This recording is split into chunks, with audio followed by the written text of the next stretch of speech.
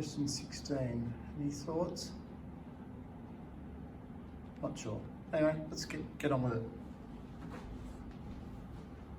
All right, question 16. Area between these two shapes. As told in the information, area 1 equals area 2. Simple integration question really.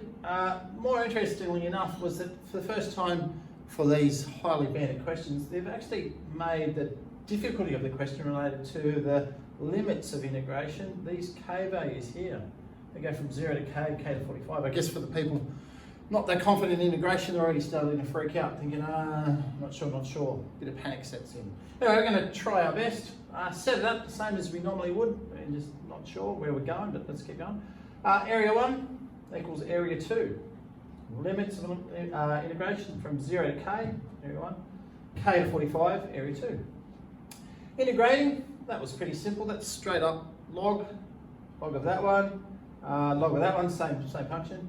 From 0 to k, so here we are, the first one, I've chucked in a kv, so it's k plus 3. Chucked in a 0, 0 plus 3.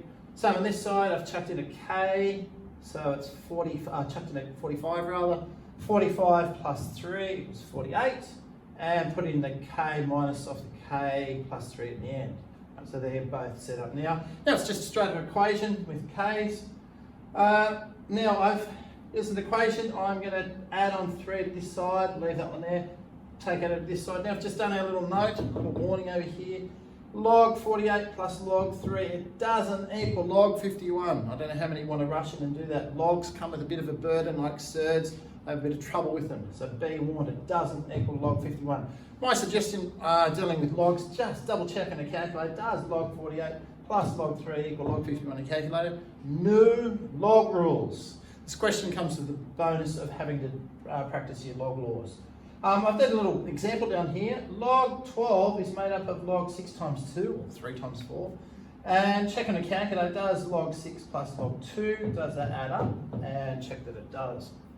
All right, so going back to that, what does log 48 plus log 3 look like? You times them together, so that actually would equal a log 144. All right, so log 48 plus log 3 times those two together to get the one value. Chucking the other log 3 on that side minus log 3 plus log 3, so now I've got 2 log k plus 3s. All right, 2 of those. Now remember, the other part of the log law is to chuck this 2 up the top here. So I've done that. Now anything special about 144 if you knew times tables? Log 144 is the same as 12 squared. Not that it was vitally important, it was just a bit of a shortcut. Now I said log matches a log, the squared equals the squared, so whatever is in this bracket must equal this bracket. So I've got k plus 3 equals 12, becomes a simple equation. To get k equals 9. All right, question 16 done. Okay, question 17. Let's continue. Question 17. fx equals 1 plus 2 cos x. Everyone paying attention? Okay, let's continue. All right, reading this question, the show that part. Now, does show that mean graph it, or does it mean algebra? All right, I guess the tricky thing is trying to read and interpret some of these things. Reading a bit further down the question says, show that it cuts at the x-axis. Now, I'm guessing you're going to rush in to do graph work. I didn't want to do it as a graph thing. I'm not sure you had just show it on a graph and put a dot there that says, oh yeah, whatever the value is. But I've read it as show that means algebra. All right, so paying attention to that. So show that this cuts the x-axis. That's at y equals 0. Solving this equation minus to that side, 2 cos x equals minus 1 divided by 2. We've got cos x equals negative a half.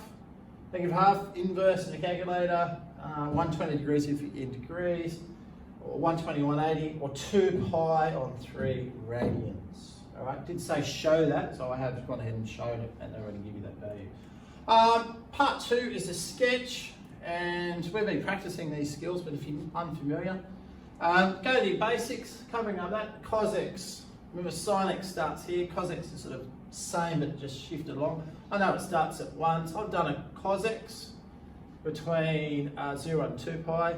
2 at the front, maximum the amplitude, so it's 2 now, 2 from -2.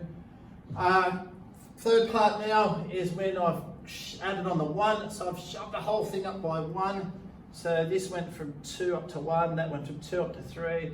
The center line at 0 went up to 1. So the whole thing's been bumped up by 1. So there's my center line now between 0 and 2 pi. Now paying attention to the fact that the graph said to do it between negative pi and pi. So I just have to drag it all down that way a little bit. So there's the cutoff for that one. And we knew it went over 2 pi. So it's going to be this half repeated on that side. So that's what I've done here between minus pi and pi. This was written in part 1. We'd already done that. So symmetry says if it's there on 2 pi on 3 on that side, must be at minus 2 pi on 3 on that side. So that's parts 1 and 2 done. What about part 3? Here's the board, start again. All right, there's our graph. This one is asking to find the area, the shaded region, from minus pi on 2, minus 90 degrees, up to 2 pi on 3, 120 degrees. This shaded region here. All right, so it becomes this integral here. Again, this is where practice has paid off doing the integration questions, indefinite integration, practicing this stuff. Integral of cos being sine. All right, so integrating. Integral of 1x, integral of 2 cos is 2 sine.